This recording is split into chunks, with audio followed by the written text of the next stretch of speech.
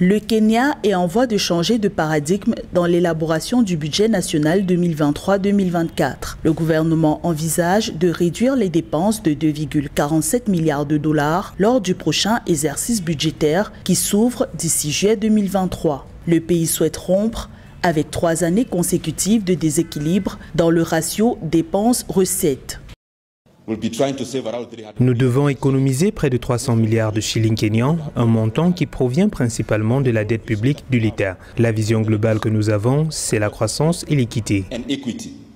Le 10 novembre 2022, l'exécutif kényan a résolu de réduire le train de vie de l'État au sortir d'un conseil des ministres convoqué par le président William Ruto. Cette mesure devrait réduire les dépenses publiques à environ 22,7% du PIB à moyen terme, conformément à la politique d'assainissement budgétaire. Le Kenya a pour ambition d'accélérer la mobilisation des ressources à 18% du PIB à moyen terme, dans le but de les consacrer au programme vecteur de croissance en priorité.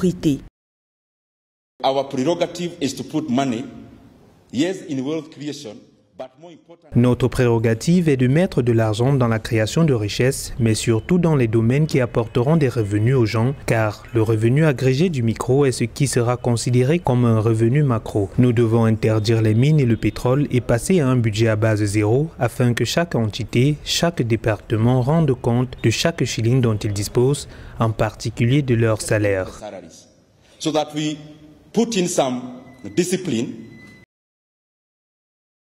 Le Kenya veut rationaliser ses dépenses dans un contexte où le pays affiche un défaut de paiement de 695,4 millions de dollars de sa dette publique en juin 2022, selon des informations officielles. Le gouvernement a reconnu que le pays connaît une crise de trésorerie. Pour faire face à ces difficultés, l'État est-africain, le 8 novembre 2022, a signé un accord financier avec le Fonds monétaire international d'un montant de 433 millions de dollars au titre de la facilité élargie de crédit.